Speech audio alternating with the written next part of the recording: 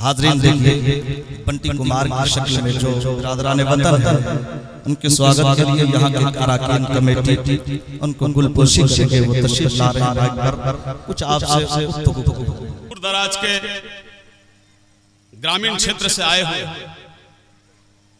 इस भक्तिमयी शाम के अवसर पर मंच पर आसीन आलिम दीन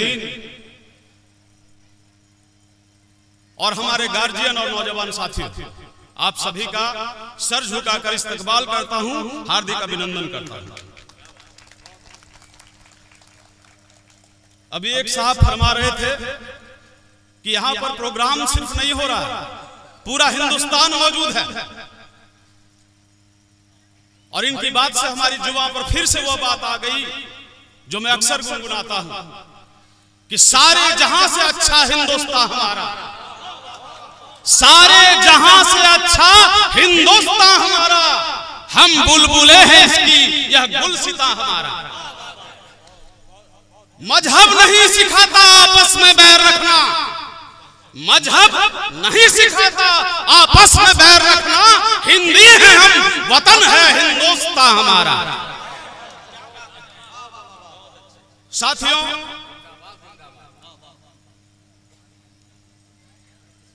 दौरे हुकूमत कहूं या दौरे राजनीति, कालचक्र चल रहा है। मैं सिर्फ इतना ही संक्षेप में कहूंगा कि ना कोई रहा है ना कोई रहेगा, ना कोई रहा है ना कोई रहेगा, ना कोई दौरे हुकूमत रहा है ना कोई दौरे राजनीति टिकी है। मैं थोड़ी सी बिल्कुल गैर राजनीतिक अपने समाज की एकता के लिए चंद पंक्तियां बोलूंगा और फिर विदा फरमाऊंगा। साथियों, 1857 का गदर जो भारत की एकता का प्रतीक था, जब भारत के राजाओं महाराजाओं को जब उनको एहसास हुआ कि हमारे देश की जो आजादी है वह छिन गई है, हमारी फूट का फायदा उठाकर अंग्रेजी हुकूमत ने हमारे देश को गुलाम बना लिया है, गुलामी की जंजीरों में हम हिंदू और मुसलमान जकड़ गए हैं। तब अंतिम मुगल बादशाह बहादुर शाह जफर के नेतृत्व में भारत के राजाओं महाराजाओं ने गदर का बिगुल फूंक दिया। उस गदर को कुचल तो दिया गया। बर्मा की रंगून जेल में बादशाह को काला पानी की सजा दे दी गई। और जब बादशाह से उस वक्त एक अंग्रेज अफसर ने चुटीले अंदाज में सवाल किया कि बादशाह, अब आपके तेग की चमक कहां चली गई, अब आपके तलवार की चमक कहां फीकी पड़ गई, तब बादशाह ने कहा था कि बागियों में बू रहेगी जब तलक ईमान की, बागियों में बू रहेगी जब तलक ईमान की, तख्ते लंदन तक चलेगी तेग हिंदुस्तान की। और बादशाह की वह बात 100 वर्ष बाद सफल हो गई।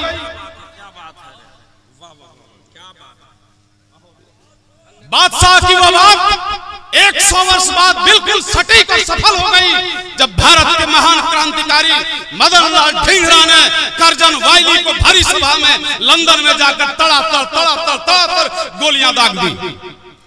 लेकिन आज की जो दौरे हुकूमत है, आज का जो दौरे राजनीति का समय चल रहा है, वो हम सबको बांटने का है और बांटो और राज करो की वही अंग्रेजों की नीति का चल रहा है।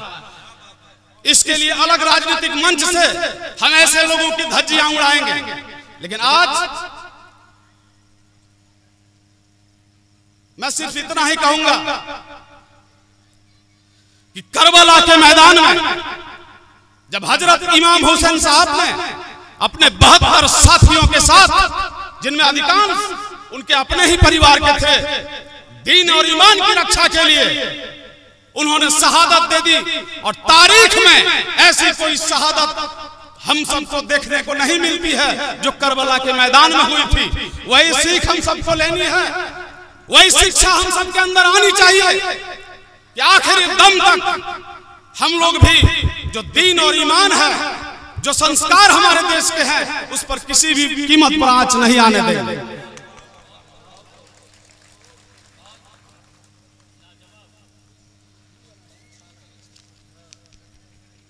साथियों, ज्यादा समय नहीं लूंगा, बहुत कीमती वक्त है और भी गेस्ट आए हैं। आलिम दीन यहां बैठे हुए हैं बहुत सारे। आपके समक्ष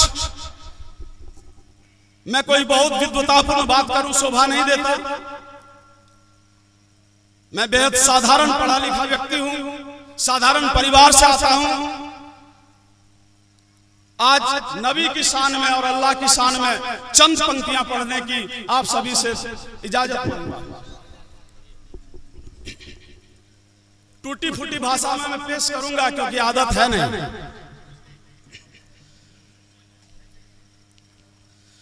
उस जैसा कोई हमने लाचार नहीं देखा, जिसने भी मदीने को एक बार नहीं देखा, जिसने भी मदीने को एक बार नहीं देखा। हाँ, जिसने भी मदीने को एक बार नहीं देखा, जो उनको सताते थे उनकी भी आयादत की, जो उनको सताते थे उनकी आका साहसी हमने, आका साहसी हमने किरदार नहीं देखा, उस जैसा कोई हमने, उस जैसा कोई हमने, उस जैसा कोई हमने।